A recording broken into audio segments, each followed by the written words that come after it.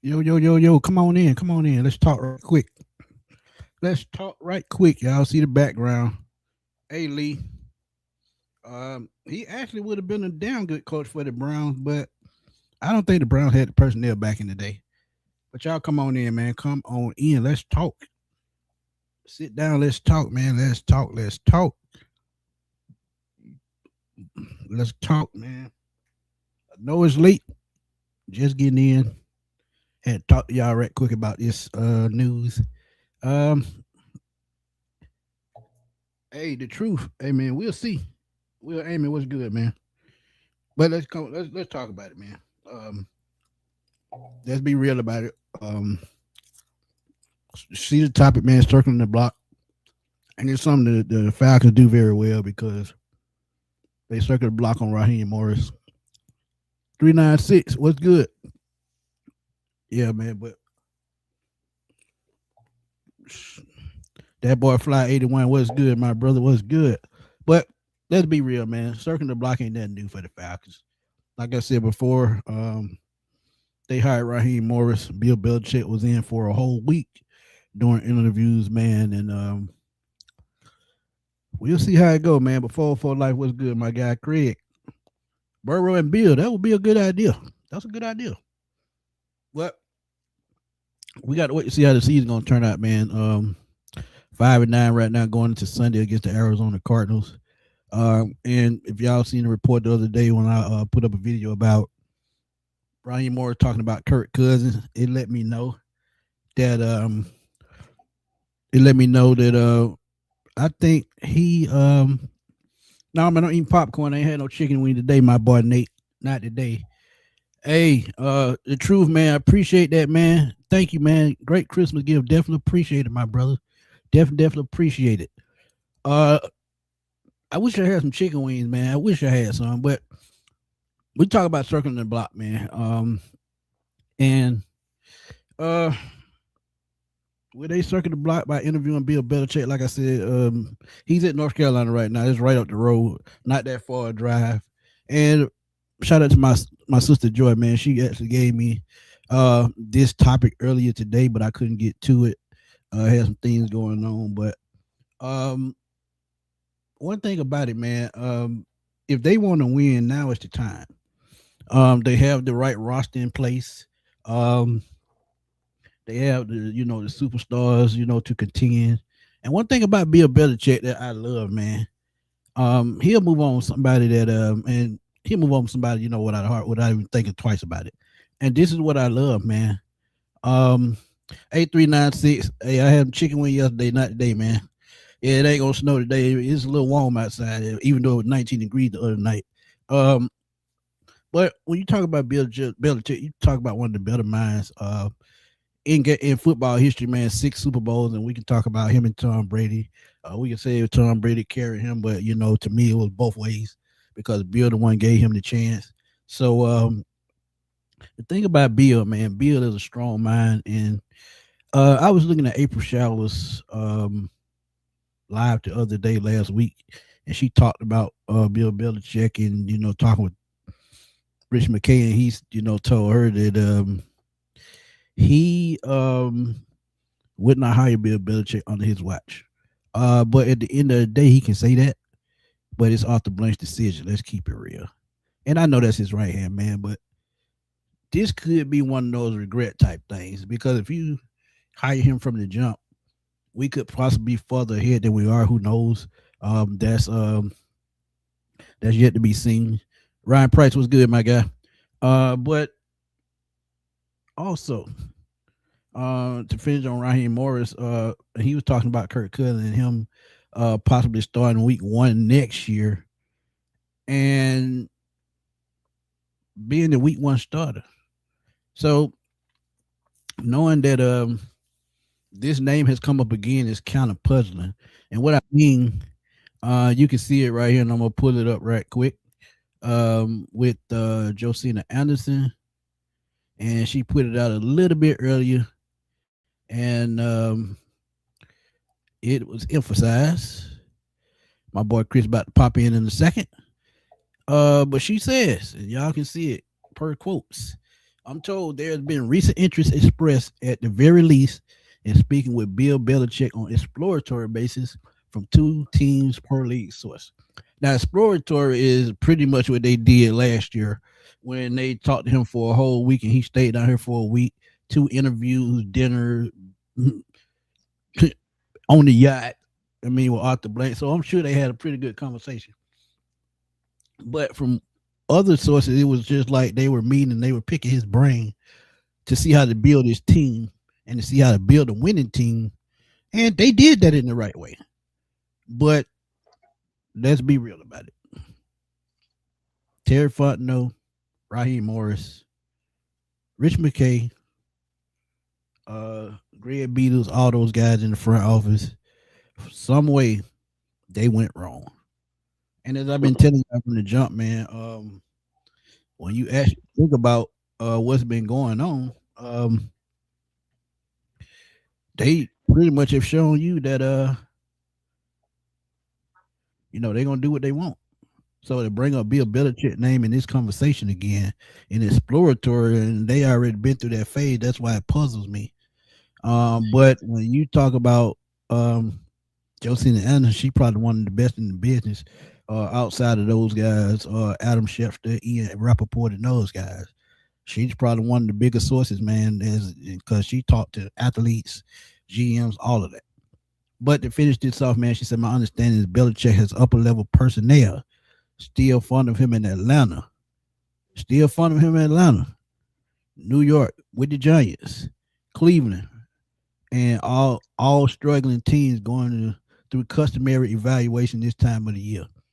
And they're going to go through these evaluations probably, I would say probably up to the draft. Who knows, to the new league, which is March 13th. But additionally, I'm told up to 7 more teams are monitoring potential change of head coaches. Join the Titans are open, and we know with the Titans, worst record in football outside of the Raiders and the Giants.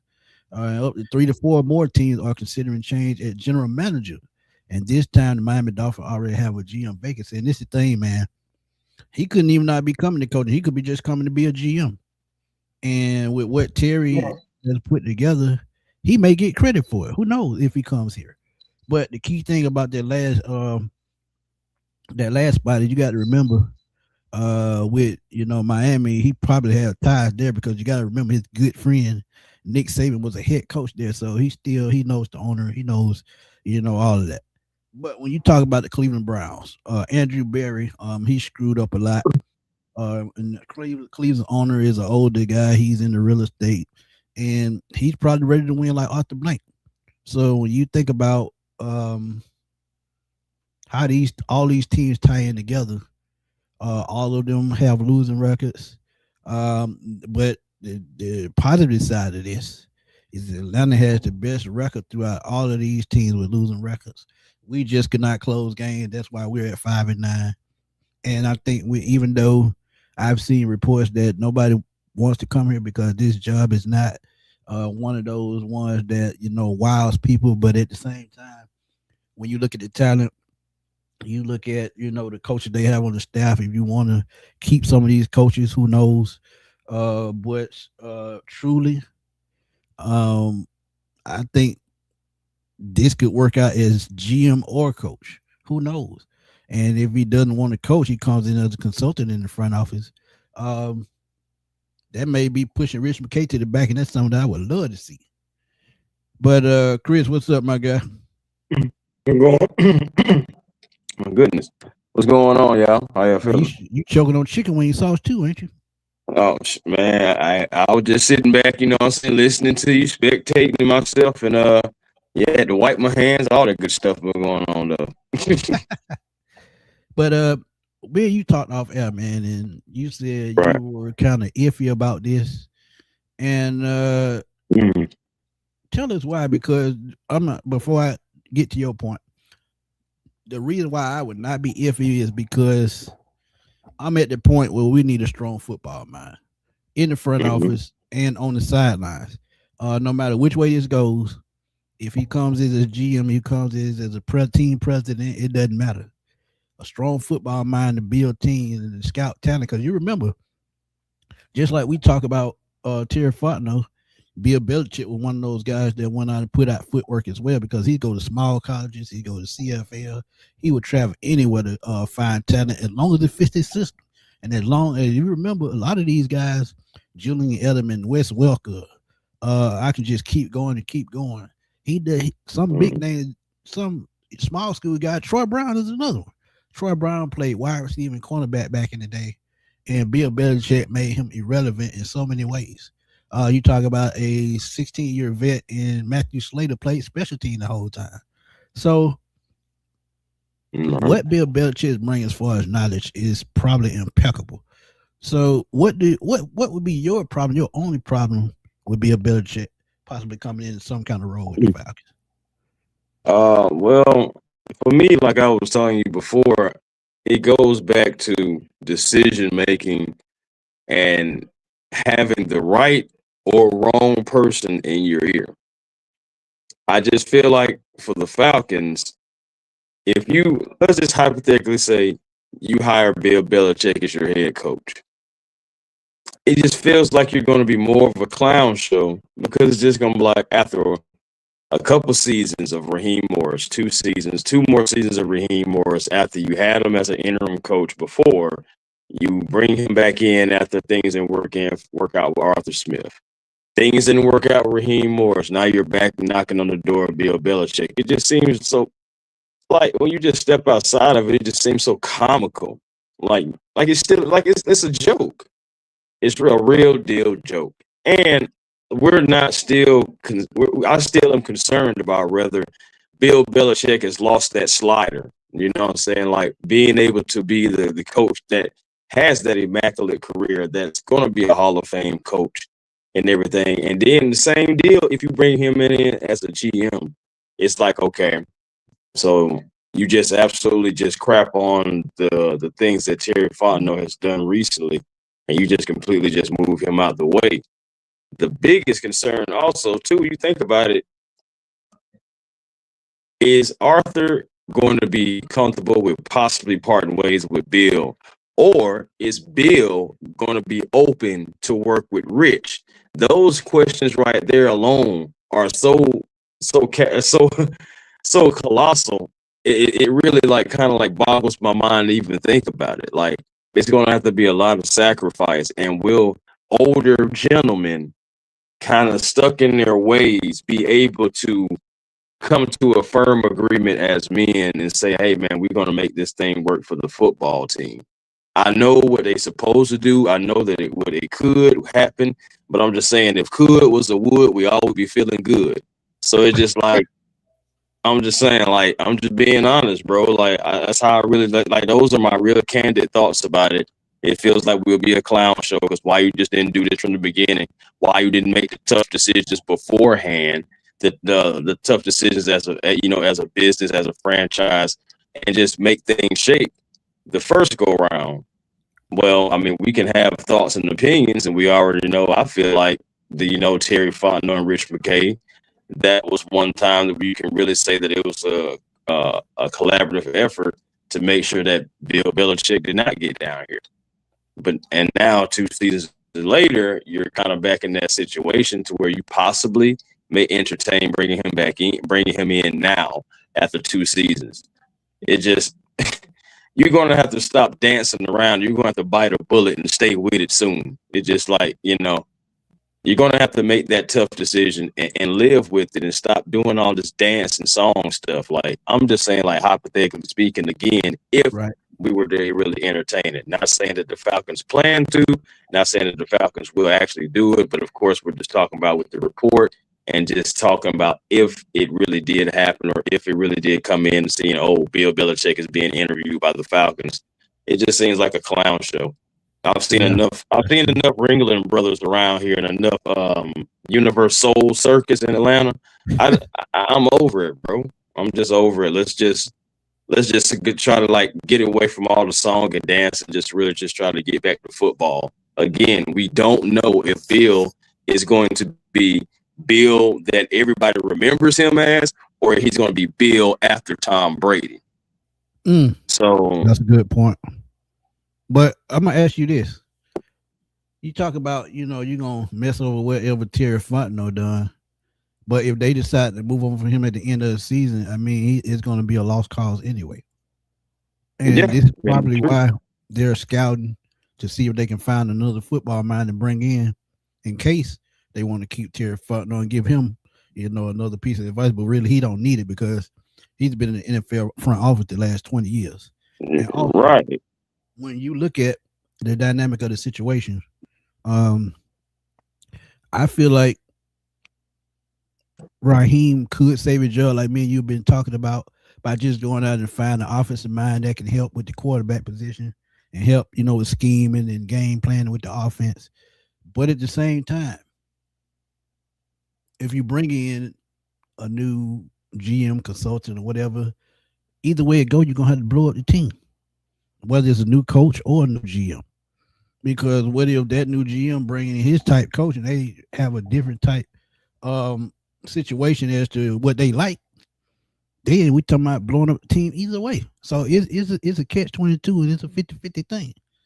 But to see his name pop back up, it's just intriguing to me because, like you said, 2 years ago, they could have made this decision and no matter telling where we would be. But the draft could also go in another direction. It's just so much dynamic to this. And with a football mind like he is, like I said earlier, he's one of those guys. He'll break down the team just like Mike Vrabel is doing in New England right now to get his type guys to fit his system. And we could be talking about, some of our best players, um, possibly leaving because of the new dynamic or of what they may do. So this is just Right. something they got to have some deep thought on. But Ryan Price, thank you for the donation, Yeah. my brother.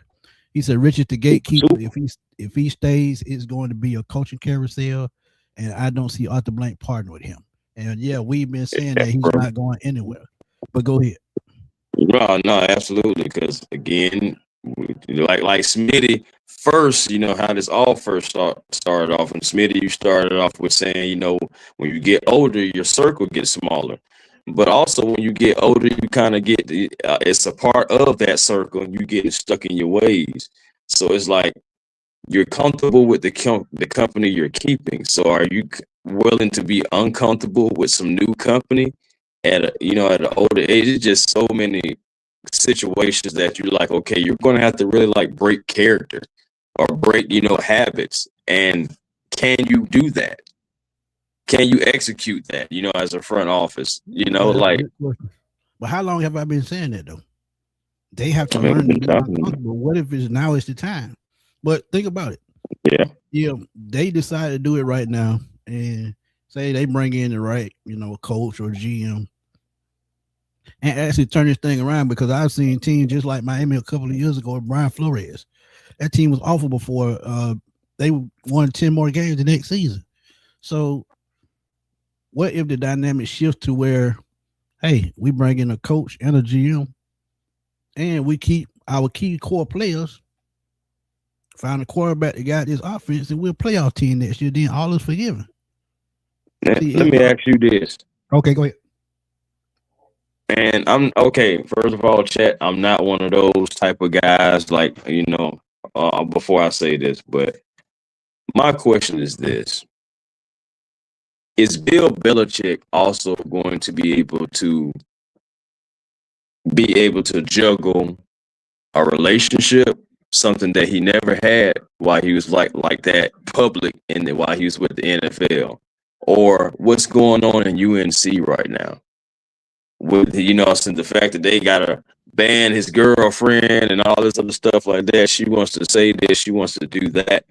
All the antics that they've been doing together, her wearing Falcon Super Bowl shirts and all this other circus and stuff, just jabs at the Falcons, jabs at the Falcons.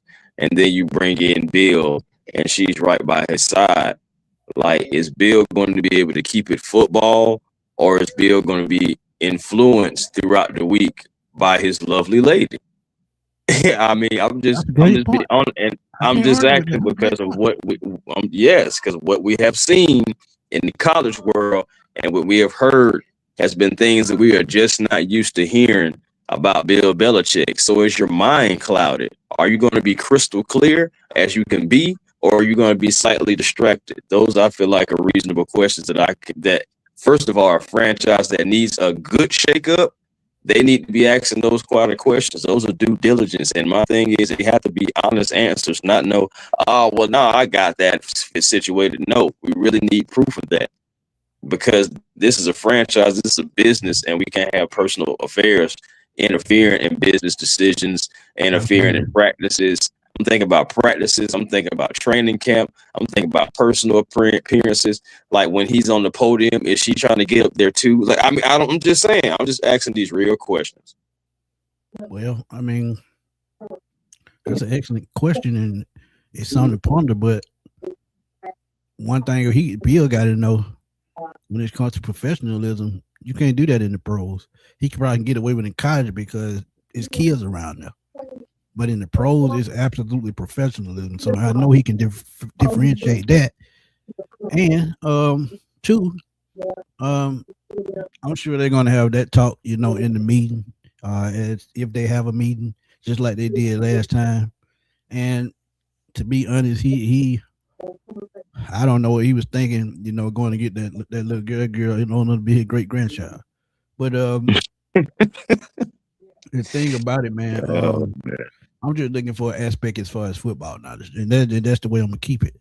But Ryan is right. Rich is on the NFL board, NFL for NFL rules. He's just on the board. Period. He's always back and forth from New York to Atlanta, and he said he comes in the building at least once a week, so he's always flying back. And we'll see how it turns out. But look, I just think personnel wise and knowledge wise is the only reason it makes sense to me. And honestly, I would be more comfortable with him as a GM rather than a head coach because, as I've said before, the game may have passed him by just a little bit. So in that aspect, that's why I said about that slider. Yeah, exactly. And then again, life after Tom Brady has not been kind to Bill Belichick. If we just cut it off right there when Tom Brady dropped down in Tampa Bay, and we just cut it off right there and just say, all right, Belichick, your career starts from here. I ain't gonna lie to you.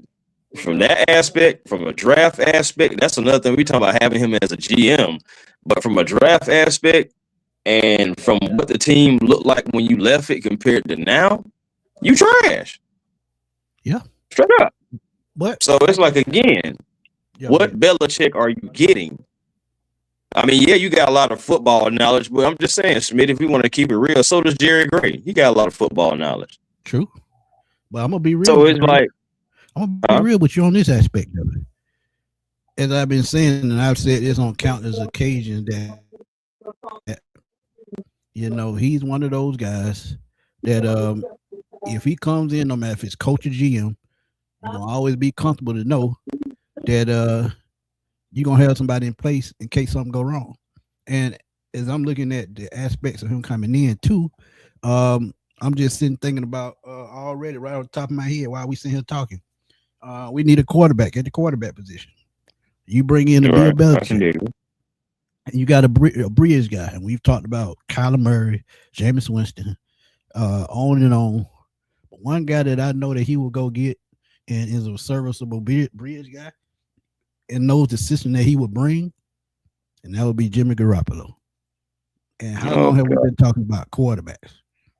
And I'm just saying, it's just his football knowledge, man. That's the reason why I'm intrigued about it. At this point, I don't even care about coaching. If he comes and just be the GM or the team president, I'm fine with that. Because Greg Beatles, absolutely, he's not doing nothing but showing his face. He just a yes man. And I'm tired of yes men. Yeah, I mean, I do feel that, bro. But it just, even with the person left in place, the person that he left in place got fired. You talking about Gerard Mayo? Yes.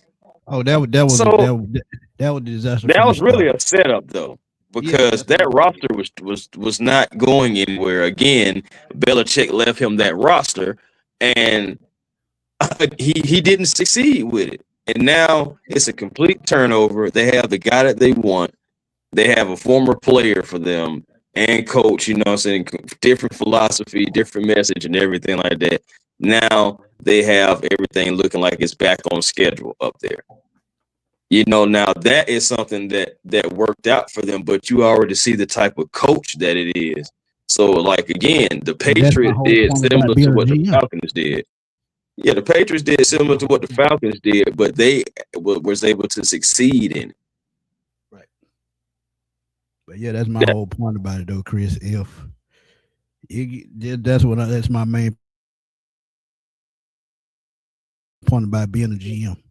If he comes in as a GM and he can make the necessary moves that he needs to make, I have no problem with him coming in and doing that because one, you know, the coach that he is going to bring in, he's going to know the New England way. He's going to be adapted to winning, and he's going to have a structure in place that the coach will have to stick to. Yeah, I mean, again, I definitely see what the point that you're making with the football knowledge, winning head coach. I mean, somebody that just knows how to win regardless and get the Right. most that he possibly can out of football players. But I just feel like that Bill Belichick is dead. I feel like that hold on, let me rephrase that. I feel like that Bill Belichick doesn't exist anymore. I think that Bill Belichick, yeah, when Tom Brady went on to Tampa, I think that Bill Belichick was dearly departed then. You know, like Yeah. I'm just looking at what he did after. I can't ignore that. I just can't, Yep. and I won't Yep. ignore it. So Hey, I'm I looking agree at with what that. he's doing now, I can and respect that. yeah, and I'm just saying, I'm looking at what he's doing now, what's happening in UNC. He doesn't want to be there. They don't want him there, you know, but they don't went all through this song and dance and everything beforehand, the 400-page thing on what you need to do and all this stuff to make this friend. We don't went through all this, and then all Yeah. of a sudden he might be out of it. And bro, keep that mess over there, okay? Figure it out Yeah. in a different aspect. That's what you get paid to do. So stop making the easy, trying to make the easy decisions, or stop making decisions that you should have made already, and then you'll be looking like a clown for it. Like, just stop doing stupid stuff. Like, I'm just over it, bro. Say it I'm with your sorry, I'm chest. just over it, bro. I'm just Yeah. like Belichick. Belichick is not the same Belichick. And I'll say, if I'm wrong for it, and if you bring him in and I'm wrong, I promise you, I don't mind eating crow. But until then, Belichick is not Belichick no more. Hey, Jurison, you cooking, man. That is not Bill Belichick. That is William Belichick now. Okay, that The is not older the same Bill. guy. The That older is not Bill. the same guy. uh, Jurison, you cooking, man. Bro. But I'm just being honest, bro. Just stop doing that. Just stop it. Stay. I just wish I wish I could just grab all of them by their hand and just hit it with that old big old spoon. Stop it. Just real, bro. I Like, got, I got, I got a question to how you're referring to this move. Um, they missed this 2 years ago, and now Raheem is not the guy as we see it. Um, will they ever get it right under these guys, or do they just need to push some of these guys out the door before they even figure out how to get it right? Because I'm bro, at this point, I'm pretty confused. Because as we've been talking about over and over about being uncomfortable, about finding the right guy for the job, about doing what's right.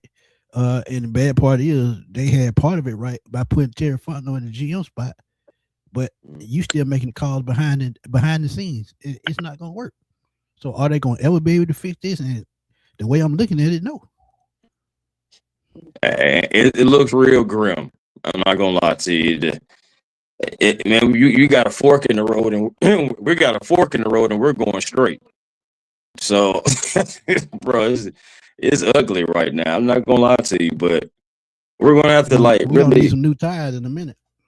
bro. I'm telling you, bro. Like in a minute, we gonna be looking like the Flintstones. I'm telling you, it ain't gonna be no tires. We just gonna be picking up and just take off running. Because honestly, I got my personal thoughts about it, but I'll keep it professional. So I'll just say, ultimately, I just think that it's going to have to be a tear Or down. put it in layman terms. I Put it just in think layman it's going to have to terms. be a Yeah. tear down of the front office and certain people making certain decisions. I ain't saying that Arthur has to sell the team. I'm not saying that No, Arthur no, even has hell to no. like. Yeah, I'm not even saying anything like that. But I do feel like it does have to needs to be some sort of changeover and not just one or two people.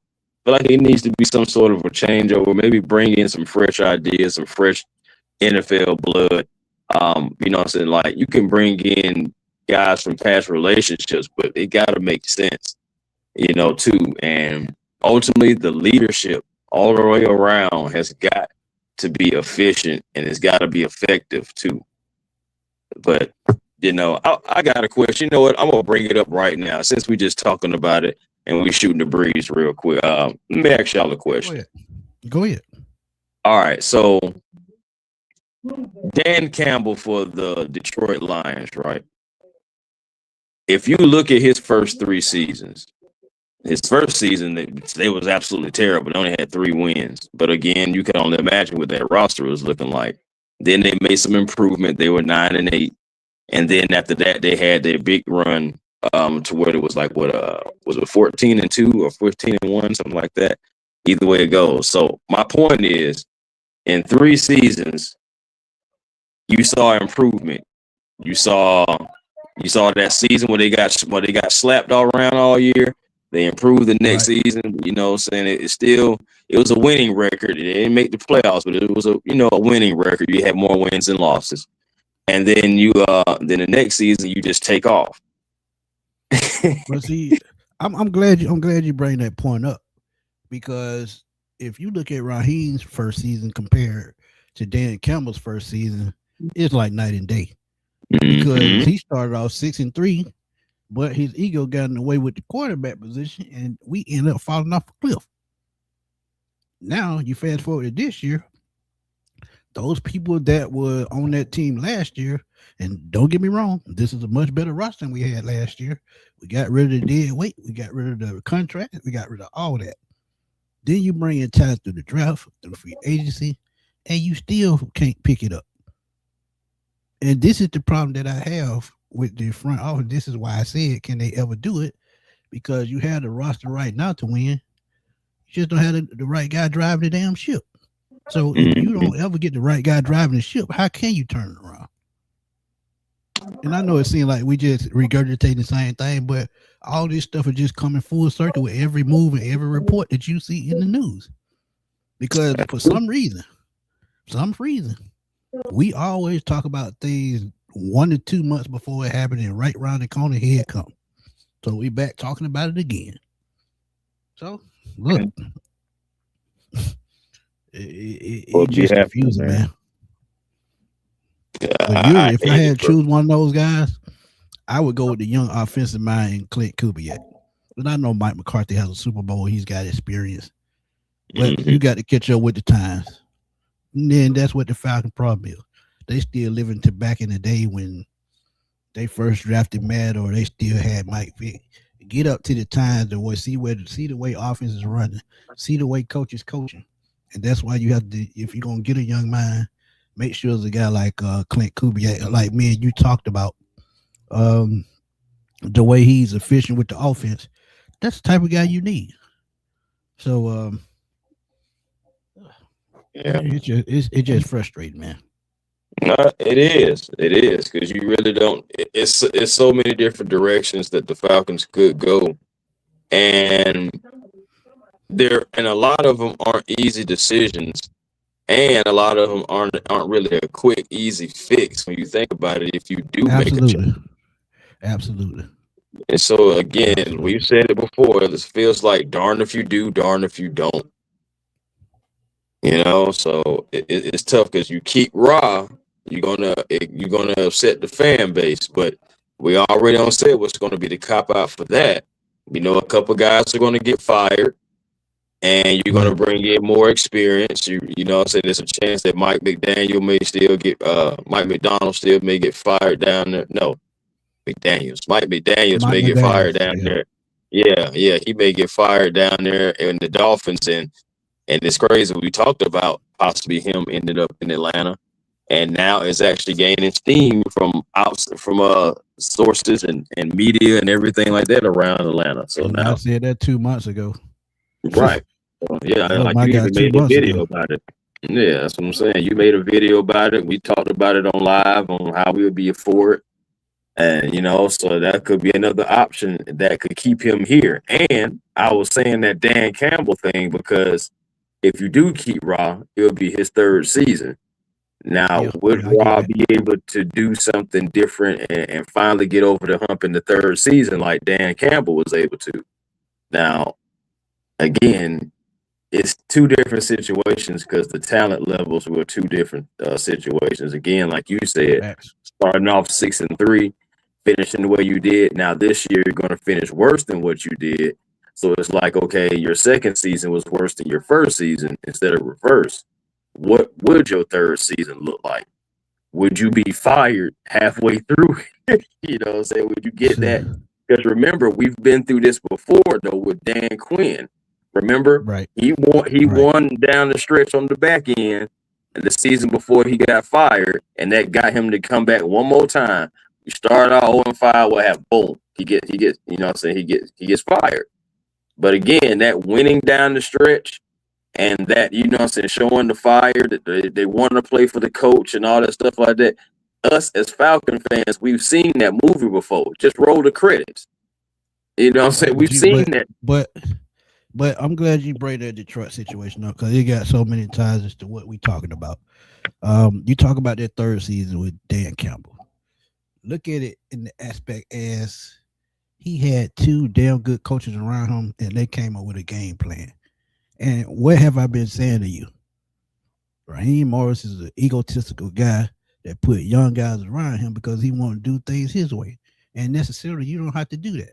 You have to have great football minds around you for the team, not just you, for the team, for the players, for the young guys, for the veterans, because all that got to tie in as one. That's how Dan Campbell turned it around. Him and those veteran coaches, because look at Aaron Glenn right now in New York. No, they got a losing season, but they playing hard for him. Ben Oh Johnson, yeah, a guy who Ben we Johnson. interviewed, a guy Yeah, we interviewed, yeah, a guy you can see his philosophy paying off in Chicago in the first year. So you yeah. mean tell me the Falcons can't go Took out a second. and find that kind of coach? And one guy, and D. Craig says it right here. Joe Brady would be one of those offensive minds like a Ben Johnson, coached at LSU, coached at the Buffalo Bills, who's pretty much with Josh Allen. Probably should win the Super Bowl with Kansas City out the way, but we'll see how that turns out. But Yeah, we'll see how that turns out. but the only thing that I'm just basically saying, if he made those moves in the beginning, we wouldn't even be having this conversation. Mm-hmm. He Yeah, got his own way. he did, bro. And I'm not gonna lie. It depends on what happens on Black Monday. Like, I mean, if Zach Taylor gets fired, you know what I'm saying, it could affect Joe Burrow. You know what I'm saying? Then, like, for example, if the Bills were to win somehow, that would be crazy, right? How their season started off and then they end up winning the Super Bowl. But anyway, that's neither here or there. But if they did win the Super Bowl, Joe Brady could be up because if they do, Sean McDermott is definitely not going anywhere. He will be extended or et cetera, whatever is going to happen like that after winning the Super Bowl. That's If just they kind of make a how it deep goes. playoff run, he's staying. If they make a deep Yeah, playoff run, he's staying. Because right. think But I'm about just it. saying, winning the Super Bowl, he's getting at least another 5-year extension just off of that. Oh yeah, and think about it. I mean, look how much they lost in that secondary. That secondary is totally different from 3 years ago. They lost the two best safety they had. They lost the best cornerback they had, and they still find a way to win football games. So that's what I'm saying. When you a head coach, you got to find ways to win. That's all I'm saying. You got to find ways to win, and Rod hasn't done that on a consistent basis.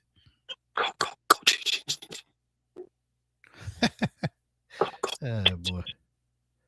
My God, dang, bro. Nah, I was using the Jason saying coaching. It's just sad, bro. That's what it is, though, bro. You get like when players go down, that's when the coaches really earn their money.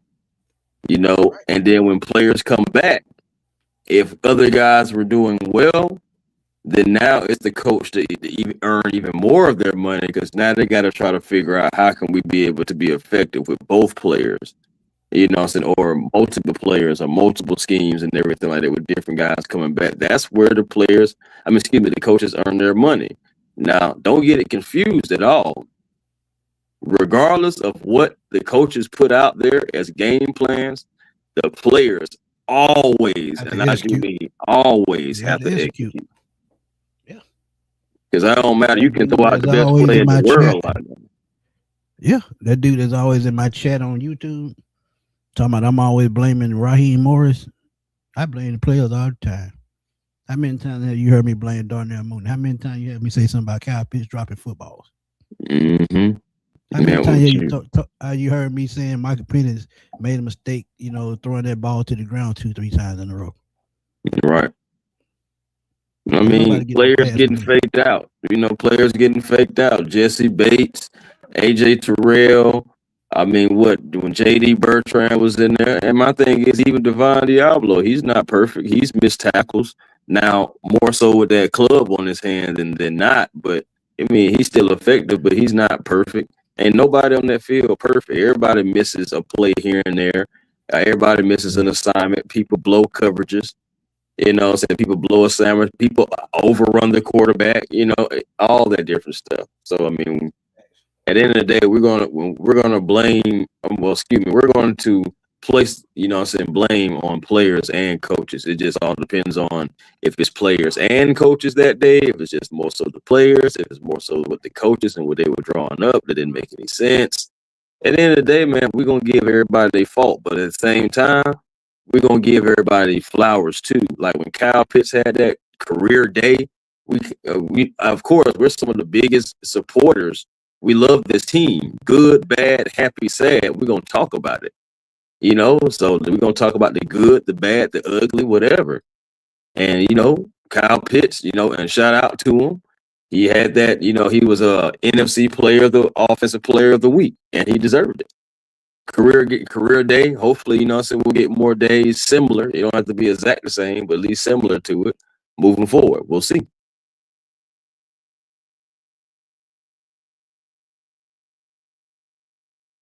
But do you see how the field opened up when they included him? Like I've been saying all season, they do that. How the offense will open up.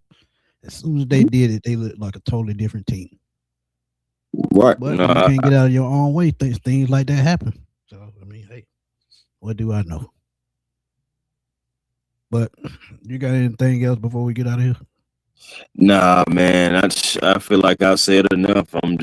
That's how I feel about the guy that's over my left shoulder. If I was on camera right now, I'm just now that's how that Yeah, what his face is kind of how I'm looking when we were started talking about that. I'm just like, what? I might need to change the topic of that thumbnail to what? Man. But yeah, man.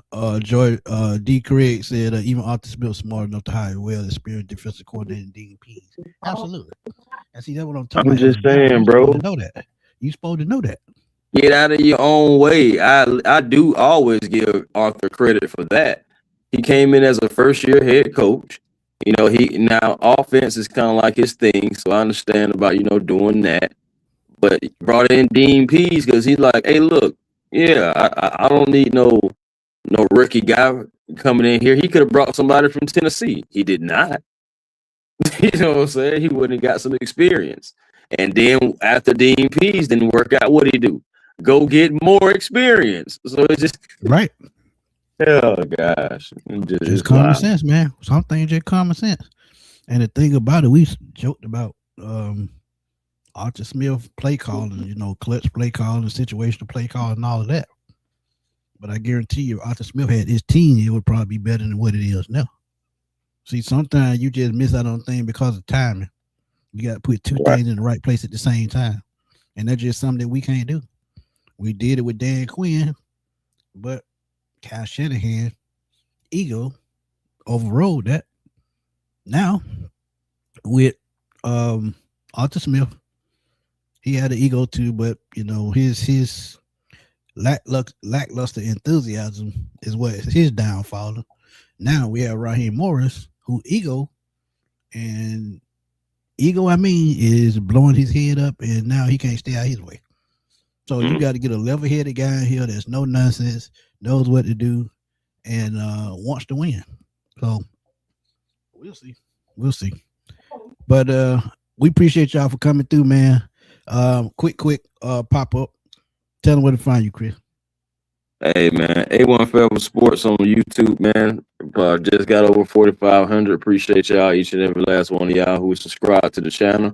And if you're not subscribed to A1 Forever, please make sure y'all go ahead and just type in A1 Forever Sports, man. Hit that subscribe button. That's all I need, man. It really goes a long way, that and likes and watch time. So I really appreciate y'all for there. Hawks Digest, y'all. Shoot, man, I'm actually about to get ready to do a video and talk about return of Trae Young tonight. Limited minutes, like I thought it was gonna be. He only played 20 minutes. Oh, yeah. And but Jalen Johnson, absolute man, that guy's a monster. Absolute 43 points tonight on his birthday. 43 points, 11 rebounds, 9 assists. Absolutely crazy, man. That guy, if he's not an all-star this year, I may have to go put hands on Adam Silver. I don't know. But at the end of the day, man. No, go ahead. We just want to win at the end of the day. And then Jalen Johnson, I keep telling y'all, man, look, I knew when that kid came out of Duke, the Hawks had to steal. See, I'm still talking Falcons. I knew the Hawks had to steal, man. I knew it. I saw the talent at Duke.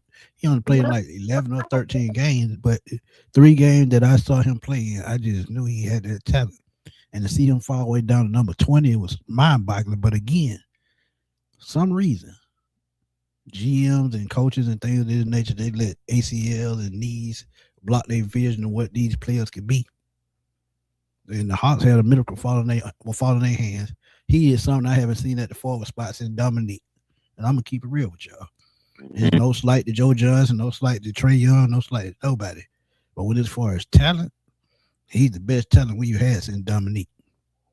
And he had the most points on his birthday since Dominique. Dominique had 53 on his birthday.